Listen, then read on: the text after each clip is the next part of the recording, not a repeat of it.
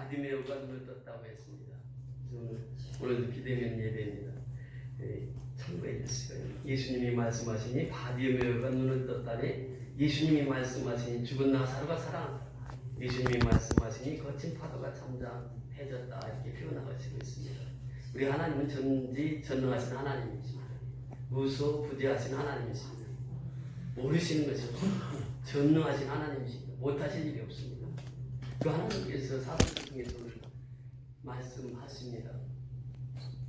사도행전 2장에 보면은 오순절날 성령의 강림이 임하고 성령 충만함이 임합니다. 이 성령의 능력을 받고 베드로가 설교를 합니다. 설교 때 3,000명이 회개하고 돌아옵니다.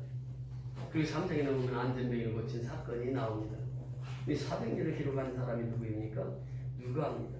이 누가복음을 이미 기록하고 사도행전을 기록했습니다. 이 누가는 직업이 의사였습니다. 그래서 의사인 누가는 사도 바울이 선교하는데 같이 따라다니면서 주치의로 평생을 섬겼던 사람이 의사 누가입니다. 근데 의사이면서 누가는 역사가였습니다. 이 사도행전은 역사서입니다. 초대교회 역사를 그대로 담고 있는 게 사도행전이에요. 이 3장에 넘어오니까 나면서부터 안전병이가 있었는데 성전 미문이라고 하는 것에서 부거를 했거든요. 이 장소가 참 중요합니다. 우리가 이 장소가 얼마나 중요한지 몰라요. 그러니까 이 사건을 통해서 장소의 개념을 우리가 다시 한번 생각해 보아야 됩니다. 성전 미문에서 부거를 했던 것이죠. 그래서 이 베드로와 요한이 가다가 그들을 주목하게 되고 우리를 보라고 소리칩니다. 그래서 이 거지가 보고 이제 무엇을 얻을까 했는데, 은과 금은 내게 없거니와 내게 있는 것으로 내게 주노니 곧 나사렛 예수 그리스도의 이름으로 일어나 걸어라 하고, 이 명령을 하고 나서 오른손으로 그 잡고 일으키니까 발과 발목에 힘을 얻었다, 이렇게 표현합니다. 여러분, 교회는 어떤 것입니까? 교회를 하나님의 집이라 이렇게 표현합니다. 교회를 어떻게 표현합니까? 사도행전 시편 84편에 보면 교회에 대해서 아주 잘 말씀해 주고 있습니다. 특별히 1절부터 4절까지 보면 만군의 여호와의 주의 장막이 어찌 그리 사랑스러운지요. 내 영혼의 여호와의 공정을 사모하여 죄악함이며 내 마음의 육체가 살아계시는 하나님께 부르짖나이다. 나의 왕 나의 하나님 만군의 여호와여, 주의 제단에서 참새도 제 집을 얻고 제비도 새끼들 보금자리를 얻었나이다. 주의 집에 사는 자들은 복이 있나니 그들이 항상 주를 찬송하리이다. 샬라. 이 주의 집이 그렇게 사랑스러운 것입니다. 이 시인은 그렇게 노래하고 있어요. 주의 집을 그렇게 사모합니다. 그러면서 오늘 여기에 보면요, 여기에 표현되는 것만도 주의 장막이라, 또 주의 궁정이라, 여호와의 궁정이라, 주의 제단이라, 주의 집이라 이렇게 표현합니다. 이 하나님의 집, 즉 교회를 말하고 있습니다. 이 교회를 그렇게 사모하는 거예요. 우리가 지금 기대면 예배로 드리고 있습니다. 얼마나 교회가 그리웠는지, 얼마나 예배가 그리웠는지, 그래서 우리가 경험하게 된 소중한 시간들을 우리가 갖고 있습니다. 여러분, 주의 전에 나오게 되면은 하나님께서 뭐라고 말씀하십니까? 만군의 여호와의 주의 장막이 어찌 그리 사랑스러운지, 이 시인은 그렇게 노래해요. 그러면서 내 영혼아 여호와의 공전을 사모하여 쇠약함이며 내 마음의 육체가 살아계신 하나님께 부르짖나이다. 주의 전은 어떤 것입니까? 하나님 앞에 부르짖는 것이 주의 전이다. 이 주의 전에 나오면 먼저 하나님 앞에 부르짖는 것입니다. 그래서 성경은 그렇게 말합니다. 주의 집은 만민이 기도하는 집이라. 이 누구나 와서 기도하는 것이 주의 전이에요. 이 주께 부르짖습니다. 그러면서 그는 고백합니다. 나의 왕, 나의 하나님, 만군의 여호와. 그러니까 하나님이 누구냐? 나의 왕이라는 것이에요. 이 시인은 정확합니다. 하나님의 사람은 하나님에게 그렇게 표현합니다. 하나님은 나의 왕입니다. 나의 왕. 그러면서 더 나가서 뭐라고 고백합니까? 나의 하나님이에요. 그 하나님이. 천지를 창조하신 그 하나님이 나의 하나님이라고 하는 것입니다. 천지를 창조하시고 주관하시고 역사하시는 분이 나의 하나님, 나의 하나님. 이 신의 고백입니다. 더 나가서 뭐라고 말합니까? 만군의 여호와여, 만군의 여호와여. 그러니까 나의 하나님, 나의 왕, 그분이 만군의 여호와라고 하는 것이에요. 오늘날 우리가 하나님을 왕으로 모시는 사람은 어떻습니까? 그 왕이신 하나님이 나를 다스리고 나를 통치하시는 사람이 하나님의 백성이 되는 것입니다. 주의 백성은 누구입니까? 왕이신 하나님이 나를 다스리고 나를 통치하시는 거예요. 그게 내 뜻대로 사는 것이 아니라 왕의 뜻대로 살아가는 것이에요. 내 삶 속에 하나님이 왕이 되어서 하나님이 나를 통치하시고 하나님이 나를 다스리. 그것이 주의 백성입니다. 그러면서 만군의 여호와여 이렇게 표현하면서 주의 제단에서는 참새도 제 집을 얻고 제비도 새끼들 보험자를 얻었나이다. 주의 집에 사는 자들은 복이 있나니 이렇게 표현합니다. 여러분 주의 집은 어떤 것입니까? 하나님이 거하는 것이에요. 하나님이 계시는 것이에요. 믿음의 예배로 집에서 예배를 드린다 할지라도 그곳에 예배를 드리면 그것이 하나님의 집이 되는 것이죠. 주의 집입니다. 주의 집. 주의 집에 거하는 자가 복이 있도다. 여러분 한나는 주의 집에서 기도하다가 그 평생 동안 주의 전을 사모하면서 기도하다가 예수를 만납니다. 제사장 시몬도 역시 마찬가지로 주의 전에서 기도하다가 예수를 만나는 축복을 받게 되는 것입니다. 우리가 이 주의 전을 사모한다는 것이 얼마나 큰 복인가라고 하는 것입니다. 여러분 5절에 들어가서 그렇게 말씀하신다. 5절 6절에 보면 주께 힘을 얻고 그 마음에 시온의 대로가 있는 자는 복이 있도다. 그들이 눈물 골짜기로 지나갈 때 그곳에 많은 샘이 있을 것이며 이름비도 복을 채워주시나이다. 주의 집은 복을 주시는 것이에요. 하나님께서 주의 집을 통해서 복이 전파되는 것입니다. 주의 집은 복이 있는 것이에요. 복을 나누는 것이 바로 주의 집입니다. 내가 하나님의 복을 받고 그 복을 나누는 사람이 하나님의 사람이에요. 그 주의 집에 복이 있다라고 하는 거예요. 그래서 먼저 주의 집에서는 힘을 얻는 것입니다. 오늘 맨 먼저 이렇게 표현합니다. 주께 힘을 얻고 그래요. 주의 집에 오면 주님께로부터 힘을 얻는 거예요. 이 주님께로부터 힘을 얻어야 우리는 신앙생활하는데 승리하는 삶을 살아갈 수 있다라고 하는 것입니다. 그래서 다윗은 그렇게 고백하지요. 나의 힘이 되신 여호와여 내가 주를 사랑하나이다. 그러니까 힘은 어디서부터 오냐? 주님을 사랑하는 곳에서 온다고 하는 것이에요. 그래서 시편 18편 2절에 보면 그렇게 말씀하십니다. 여호와는 나의 반석이시오. 그러니까 힘을 얻는 사람들을 보니까 하나님을 누구라고 고백하느냐? 여호와는 나의 반석이라는 거예요. 여호와는 누구냐? 나의 요새시오. 여호와는 누구냐? 나를 건지시는 이시오. 여호와는 누구냐? 나의 하나님이시오. 내가 그의 안에 별 나의 바위시오. 나의 방패시오. 나의 구원의 뿌리시오. 나의 산성이시로다. 이 사람이 어떻게 하느냐? 이 사람이 하나님을 찬양하게 되어 있습니다. 3절에 내려가서 보니까 이렇게 말합니다. 내가 찬송을 받으실 여호와께 아뢰리니 내 원수들에게서 구원을 얻으리로다. 그래서 구원받은 그 기쁨으로 하나님을 찬양하는 이것이 여호와의 백성입니다. 하나님의 백성이에요. 그러니까 내가 예수가 없었다고 하면 내 자리에 나올 수가 없는 것이죠. 예수님 나의 죄를 위해서 십자가에서 피를 흘리시고 죽기까지 나를 사랑해 주셨습니다. 그 구속에 그 구원의 은혜가 있기에 우리는 하나님을 찬양하는 것이죠. 그러면서 이 시인은 그렇게 노래하는 것이죠. 그분이 나의 왕이고 나의 방패시고 나를 도우시는 분이시고 그래서 그분이 나를 구원해 주셔서 내가 구원받은 백성으로 하나님을 찬양하리다. 안전뱅이가 40년 동안 안전뱅이로 있다가 오른손에 잡아 이렇게 되니 발과 발목에 힘을 얻었다. 힘을. 그 힘이 바로 여기서 그 말씀을 주시고 있는 것입니다. 우리는요 예수의 힘, 예수의 오른팔에 붙들리기만 하면 힘을 얻는 거예요. 그래서 교회가 어떤 것이냐? 우리 성도들에게 힘을 주시는 것이 교회입니다. 복을 주시는 것이 교회고요. 그래서 하나님께서 창세기 1장 26절 이하에 보면 사람을 만들 때 하나님의 형상으로 하나님의 모습으로 사람을 만들어요. 땅을 정복하고 모든 피조물들을 다스리라고 말씀하시면서 제일 먼저 하신 것이 내가 그들에게 복을 주시겠다 표현합니다. 이 복은 하나님께서 주시는 거예요. 하나님이 주시는 거예요. 하나님이 교회를 통해서 이 복을 나눠주신다고 하는 것입니다. 그래서 오늘 보면 이 3장 5절에 보면은 그렇게 7절에 보면 오른손을 잡아 일으키니 발과 발목에 곧장 힘을 얻고 그래서 그 힘을 얻어서 어떻게 합니까? 뛰어서서 걸으며 그들과 함께 어디로 들어갔습니까? 성전에 들어가고 성전에. 이 성전이 시편 84편에서 계속 말씀하시기를 이곳은 바로 눈물 골짜기로 지나갈 때에 그곳에 많은 샘이 있을 것이며 교회 다닌다고 해서 눈물 골짜기를 지나지 않는 사람이 없다고 하는 것이 아니다. 눈물 골짜기를 다 지나요 교회를 다녀도. 여러분 보세요. 출애굽의 역사가 있습니다. 하나님의 은혜로 430년 종살이가 된 이스라엘 백성들은 출애굽을 합니다. 얼마나 기뻤습니까? 우리나라 8.15 해방전처럼 얼마나 기뻤어요. 그런데 그 출애굽을 하면 바로 곧바로 하늘나라에 들어가는 줄 알았어요. 그 출애굽을 하고 나서 뭐가 그들 앞에 가로막습니까? 홍해수가 가로막혔는데 홍해수를 뚫는데 모세가 하나님 앞에 기도합니다. 너희는 오늘날 가만히 있어서 하나님의 구원을 보라. 하나님이 행하시는 거예요. 바닷길을 내시는 거예요. 이스라엘 백성들이 다 건너왔습니다. 아, 이제 살았다. 이제 하나님 우리와 함께 하셔서 바닷길도 열어주셨으니 이제 우리는 태평성대를 누릴 거야. 그랬는데 그 건너서 사흘길 와서 어떻게 됩니까? 마라의 승부를 경험하게 됩니다. 불과 사흘 전에 그렇게 하나님 높이 찬양했던 이스라엘 백성들 원망으로 바뀝니다. 여러분, 하나님이 떠나면 우리 입술에 뭐가 찾아옵니까? 원망이 찾아옵니다.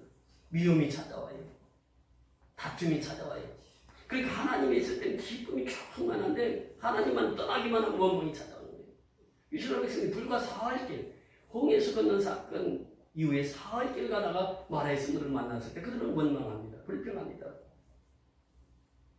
그래서 하나님께서는 광야 40년 동안 훈련을 시키고 연단을 시킵니다. 이것이 광야예요. 그 광야는 어떤 것이냐? 세상이란 말이죠. 우리가 이 구원받은 우리가 어디서 살고 있습니까? 세상에서 살고 있어요. 광야에서 광야 훈련 학교를 거치고 있단 말이죠. 그래서 이제 하나님께서 모세가 느보산에서 죽고 여호수아가 대권에 이어서 적과 그리는 가나안 땅으로 인도합니다. 그때 모세가 홍해수를 가르는 그 현장에 여호수아도 있었는데 요단강이 마치 홍해수 갈라지는 현장처럼 쫙 갈라져요. 그래서 이스라엘 백성들 200만이 다 적과 그리는 가나안 땅에 들어갑니다. 자, 그 가나안 땅에 들어오면 모든 것이 태평성대를 이룰 줄 알았어요. 그런데 누가 기다리고 있었습니까? 아멜렉 7족의 원주민들이 기다리고 있는 거예요. 그들을 쳐서 다 침멸하라고 하는 명령이 드립니다. 그래서 영적인 싸움이 계속 이루어집니다. 여러분, 우리는 천국 가는 날까지 영적인 싸움이 계속 있습니다. 그러니까 우리가 하나님 품 안에 있으면은 그 사람 영원히 살지만은 하나님을 떠나면 마귀가 그 사람 가지고 노는 거예요. 여러분 보세요. 지금 코로나19로 인해서 예배를 멀리하는 사람들 보세요. 특징이 무엇입니까? 하나님을 떠난 마귀가 그를 들어 쓰신다고 하는 거예요. 저는 그 주변에서도 그런 분들을 봅니다. 아니 우리 교회 성도들 중에서도 그런 분을 보게 되는 것이에요. 예배를 소홀히 하는, 가정에서 예배를 잘 드리는 사람들은 그렇지 않습니다. 그런데 예배가 소홀해지면 그때 마귀가 틈을 타는 거예요. 그래서 네 마음대로 살아 그래 마귀는. 근데 하나님의 사람은 어떻습니까? 하나님 마음대로 살아야 돼. 하나님 마음대로. 하나님 뜻대로 살아야 돼. 근데 마귀가 들어오면 네 마음대로 살아. 네 뜻대로 살아. 네 생각대로 살아. 이렇게 마귀가 역사하는 거예요. 그래서 우리는 특히 힘을 얻는 사람은 어떤 사람이냐? 눈물 골짜기를 지나갈 때에 주님이 나와 함께 하신다고 하는 것을 경험하고 체험하는 사람들이에요. 그래서 시편 23편에 보면 사망의 음침한 골짜기로 지날지라도 해를 두려워하지 않고서 왜? 하나님 나와 함께 하신단 말이죠. 내가 고난이 있어요. 내가 사업을 하면서 어려움이 있습니다. 그런데 그 고난의 현장 속에 누가 지켜보고 계십니까? 하나님이 지켜보고 계신단 말이에요. 그러니까 그 고난의 현장을 나갈 수가 있는 거예요. 뚫고 나갈 수가 있는 거예요. 왜? 하나님 힘을 주시니까. 우리는 하나님 앞에 힘을 얻어야 됩니다. 주께 힘을 얻어야 돼요. 그 주께 힘을 얻는 사람이 누군가 했더니 이사야 40장 31절에 보니까 그렇게 표현합니다. 오직 여호와를 앙망하는 자는 새 힘을 얻으리니 독수리 날개 짐에 올라감 같을 것이요 다른 박질라 해도 곤비치 아니하고 걸어가도 피곤치 아니하리로다 말씀하십니다. 그렇습니다. 오직 여호와를 앙망하는 자가 새 힘을 얻는다는 것이에요. 오늘날도 역시 똑같습니다. 하나님을 앙망하는 자는 새 힘을 얻어요. 그 독수리 날개 짐에 올라감 같은 그 신앙으로 살아간단 말이에요. 이 독수리는 어떤 새입니까? 새 중에 왕이에요. 독수리는요, 태풍이 오고 일기가 사나우면 독수리는 딱 뜹니다. 그래서 태풍을 타고 다녀요. 비구름이 쏟아질 때 그 독수리는 천국을 차고 올라가요. 태양이 눈부실 때 독수리는 태양을 향해서 정도로 날아가고 독수리 날개쯤에 올라가면 같은 힘은 어디서 나오느냐? 여호와를 앙망할 때, 하나님을 앙망할 때, 또는 시편 84편 12절에 보니까 하나님을 의지하는 자는 새 힘을 얻어요. 하나님을 의지하면 새 힘을 얻어요. 하나님을 앙망하면 새 힘을 얻어요. 그러면서 다윗이 고백하고 있는 것처럼 하나님을 사랑하는 거예요. 그 사람이 새 힘을 얻었다. 그 새 힘을 얻어서 그들은 걷기도 하고 뛰기도 했다. 성전에 들어가서 그렇게 신앙생활했던 것입니다. 여러분, 하나님 어떤 분이십니까? 참 보배롭고 존귀한 분이 하나님이십니다. 성경에 이렇게 말합니다. 하나님이 주의 인자시며 어찌 그리 보배로우신지 인생이 주의 날개 그늘 아래 피어나요. 인생은 그래서 주의 날개 아래 피해야 돼. 그분은 보배롭고 존귀한 분이에요. 그러면서 이 이사야 선지자는 이렇게 표현합니다. 너희 시대에 평안함이 있으며 구원과 지혜와 지식이 풍성할 것이며 여호와를 경외함이 너희 보배이다. 보배는 누구냐? 여호와를 경외하는 자가 보배로운 자란 거예요. 존귀한 자예요. 그러니까 야베스를 통해서 그렇게 말씀하신 너는 보배롭고 존귀한 자니라. 그러니까 여호와를 앙망하는 자는 야베스뿐만 아니라 오늘날 우리도 보배롭고 존귀한 자가 된다고 하는 것입니다. 그러면서 더 나가서 보면 예수 그리스도의 종과 사도인 시몬 베드로는 우리 하나님과 구주 예수 그리스도의 이름을 힘입어 동일하게 보배로운 믿음을 우리와 같이 받은 자들에게 편지하노니 이렇게 표현합니다. 보배로운 믿음이 있어요. 하나님을 믿는 그 믿음은 보배로운 믿음. 그러면서 사도 바울은 그렇게 표현합니다. 이 보배를 질그릇에 가졌으니 이 보배가 누굽니까? 예수입니다. 예수가 보아요. 예수가 보배예요. 예수가 가장 존귀한 자입니다. 이 보배를 질그릇에 가졌는 질그릇이 누굽니까? 나의 육체. 질그릇은 깨지기 쉬운 것입니다. 근데 우리 질그릇 속에 보배이신 예수가 없는 사람은 깨지고 부서지고 그렇게 인생을 살아가는 거예요. 힘들고 어려우면은 그냥 넘어지고 쓰러지는 거예요. 그런데 보배이신 예수를 질그릇 속에 모신 자는 어떠냐? 그렇게 고백합니다. 이 보배를 질그릇에 가졌으니 이는 심히 큰 능력이 하나님께 있고 그래. 심히 큰 능력이 누구에게 있고? 하나님께 있어요. 내게 있는 게 아니에요. 내게 있는 게. 사도 바울은 정확히 이것을 고백합니다. 그러니까 그 힘은 하나님께 있다면 하나님께. 그러니까 우리가 하나님께 쫙 들러붙어 있어야 그 힘을 얻어서 살아가는 거예요. 그 힘이 하나님께 있고 큰 능력은 하나님께 있고 우리에게 있지 아니함을 알게 하려 합니다. 그러니까 보배이신 예수를 모신 사람은요. 내가 힘 있는 자다. 내가 많이 배운 자다. 내가 많이 가진 자다. 이렇게 하지 않아요. 겸손하게 하나님 앞에 기도하고 겸손하게 하나님 앞에 신앙생활 합니다. 하나님이 만왕의 왕이신데 나는 그분의 다스리는 양에 불과한데 어떻게 내가 큰 능력을 가졌다고 말할 수 있습니까? 내 속에 있는 하나님은 큰 능력이 소유한 분이지만 나는 아무것도 할 수 없는 거예요. 하나님이 나를 통해서 역사하는 것이지. 그래서 그분이 보배로운 자예요. 존귀한 자예요. 그분 우리에게 무엇을 주시기를 원하십니까? 요한 3서 2절에 보면은 내 영혼의 잔정같이 dom사가 잔되고 강건한 축복을 주기를 원하시는 분이 주님이십니다. 그러니까 이 안전뱅이가 치유된 사건 보세요. 걷기도 하고 뛰기도 하며 성기도 되어서 하나님을 찬미하게 되는데 완전 치유입니다. 이 구원이라고 하는 것은 완전한 것입니다. 불완전한 것이 아니라 전인구원입니다. 하나님께서 우리를 구원하실 때는 전인구원입니다. 이 안전뱅이를 치유하는 것은 하나님께서 완전 치유를 주신 거예요. 그러니까 이 안전뱅이가 하나님 앞에 치유받고 나서 얼마나 기쁨에 사로잡혔던지 가는 곳마다 하나님 찬양, 가는 곳마다 하나님 증가합니다. 이것이 안전뱅이의 삶이었어요. 그러니까 오늘날도 구원받은 우리가 해야 할 일은 이 안전뱅이를 통해서 무엇을 깨닫게 되느냐? 다니면서 하나님을 찬양하고 다니면서 예수를 증거하고 이것이 안전뱅이의 삶이었던 거예요. 그래서 하나님은 우리에게 그렇게 말씀하십니다. 내가 곧 길이요 진리요 생명이 나로 말미암지 않고는 아버지께로 올 자가 없다. 그렇습니다. 그래서 지금은 지금은 은혜 받을 만한 때요. 지금은 구원의 날입니다. 사도 바울은 그렇게 고백합니다. 그래서 이 구원의 날 은혜 받은 우리는 예수님께서 길을 제시하고 있습니다. 그 길은 바른 길이에요. 그 길은 생명의 길이에요. 길은 예수밖에 없습니다. 천국 가는 유일한 길은 예수님밖에 없다고 하는 것이에요. 그래서 예수님만이 우리를 바른 길로, 옳은 길로, 참된 길로 인도하시는 분은 예수입니다. 세상은 그런 인도자가 없습니다. 예수님만이. 그래서 그 보배로운 신 예수는 우리의 길이 되어 주시는 분이에요. 그래서 우리의 인생은 그분 앞에 붙어 살아가야 됩니다. 그분과 떨어져서는 살 수가 없다고 하는 것이죠.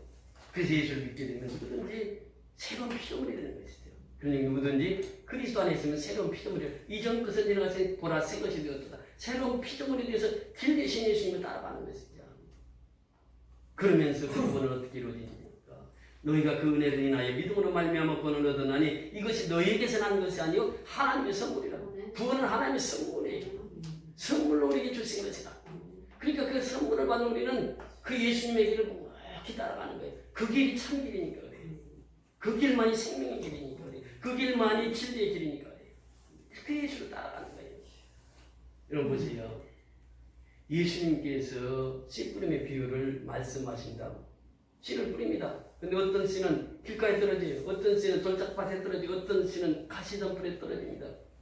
어떤 씨는 옥토밭에 떨어져요.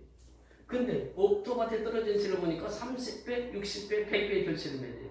여기 핵심은 무엇입니까? 흙은 씨를 만나야 산다는 거예요. 씨를 만나지 않으면 잡초밖에 내지 못합니다.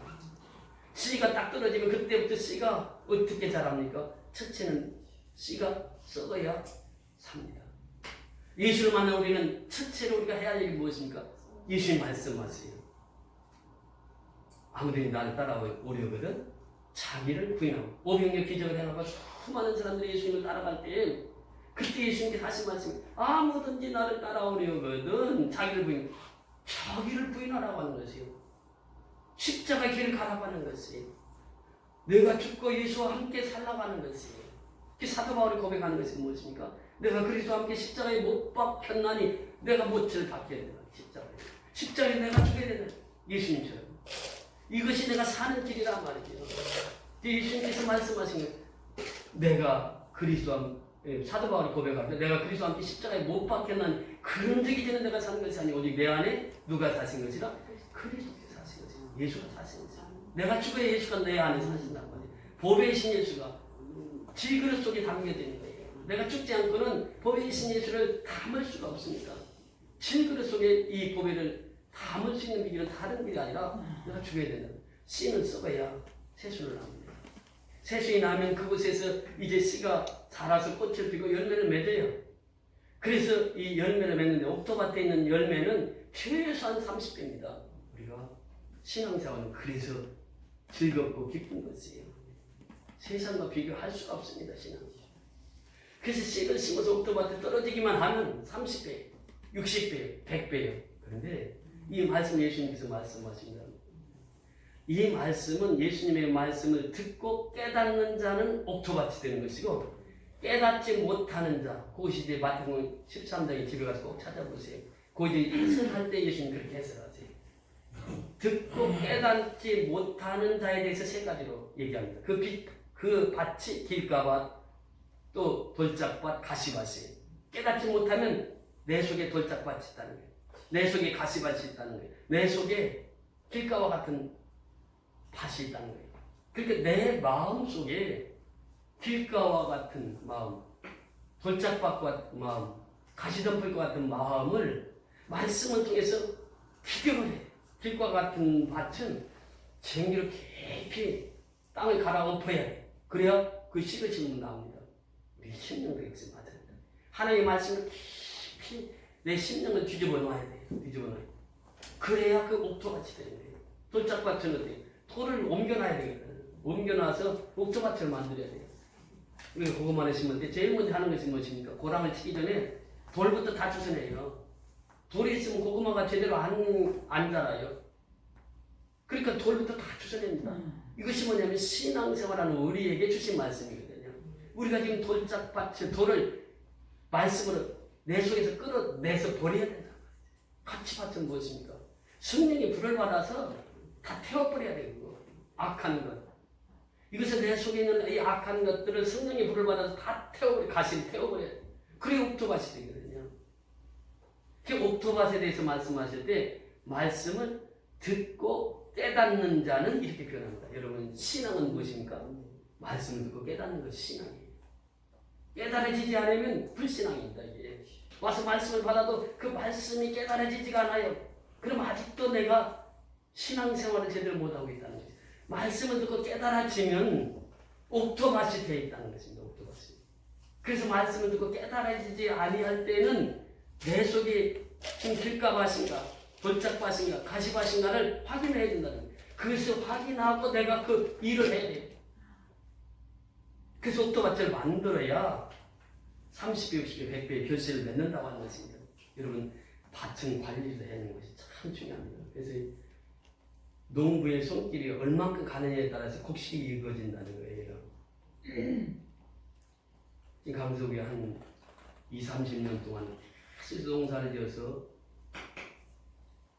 가난한 이웃에게 나누는 목사님 부부가 있어요. 박동수 목사님, 우리 교회에 오셔서 간증도 하시고 그러셨는데, 그 목사님 어디 오시라고 그래서 밭을 갔더니 농사를 지었는데요. 배추가 지금 다른 데는 조금 많지가 않아요. 거기는 이제 묶을 때가 다 됐어요. 얼마나 잘 됐는지 몰라요. 깻잎도 그렇게 잘 됐고, 농사를 지으면 그렇게. 그분이 이제 당진에서 쌀 농사를 해가지고 쌀을 계속 보냅니다. 우리 교회 한번 다녀가시더니 지금까지 계속 쌀을 줘요. 어제도 한 90kg 쌀을 줘서 그걸 다 가지고 왔는데 너무 감사하대요. 그러면서 우리 사역을 보면서 그분이 너무도 은혜가 된다는 거예요. 그래서 우리를 제일 1순위입니다. 농사를 지금 1순위로 우리 쌀을 주고 우리 그 야채 갔다 어제 권사님 김치 담그고 그랬는데 그 밭에서 뽑아온 야채 그대로 가서 어디 김장하시고 그랬는데 그분의 삶은 뭐냐, 예수님처럼 나눔의 삶. 평생처럼 평생 그렇게 나누면 자기 집에서 자기가 농사를 80이 가까웁니다. 부부가 딸 집사하고 이렇게 짓는데 어제 그젠가 당진에 가서 이제 그 곡식을 방아를 쪄가지고 가지고 오셨어요. 지금 그래서 우리가 쌀 가지고 온 것이 그 쌀입니다. 근데 거기를 가서 보니까 이번에 당진에 태풍이 지나갔잖아요. 다 쑥대밭이 됐더니 그 넓은 벌판이 다 벼가 다 넘어갔대요. 근데 목사님 논에는 꼿꼿이 서 있는 거예요. 이게. 그 거기 가서 은혜를 받고 있어요. 이 목사님들이. 동네 사람들이 얘기합니다. 동네 사람들이 다 자기들의 논에는 다 쓰러졌는데 어떻게 목사님 논에만 그렇게 꼿꼿이 서 있냐고. 벼가 꼿꼿이 서 있다는 거죠.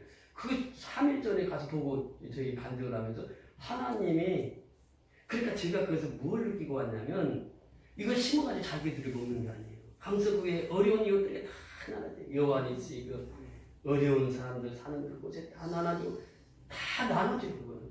그러니까 하나님께서 그 태풍이 와도 어떻게 근원만 안 쓰러지냐고 벼가. 참 신기한. 그게 하나님의 능력 아니겠어요. 그러니까 그 마음을 가지고 농사지니까 하나님께서 그 돈을 지켜주시는 거예요. 그래서 우리 쌀을 받아왔는데 여러분, 그렇습니다. 신앙이라고 하는 것은 깨닫는 것이 신앙이에요. 그러니까 그 목사님 부부는 항상 그렇게 하나님 앞에 감사하는 거예요. 하나님, 우리가 똑같이 봉사를 짓는데, 그리고 어제 그 고천 그 현장에도 갔는데 보니까 그 옆에 공장이 있었는데 공장은 지붕이 날아가 버렸어요. 근데 그 곡식은 꼿꼿이 다 서 있는 거예요. 그렇게 거기도 태풍이 심하게 갔는데도 제가 그걸 보면서 저렇게 하나님께 헌신하고 충성하고 그 나눔을 사역을 통해서 하나님께 영광을 돌릴 때 하나님께서 저렇게 밭을 지켜주시고 논을 지켜주시는구나 라고 하는 것을 깨닫게 되었습니다. 여러분, 그렇습니다. 신앙은 깨닫는 것이 신앙입니다. 밭은 가꿔야 됩니다.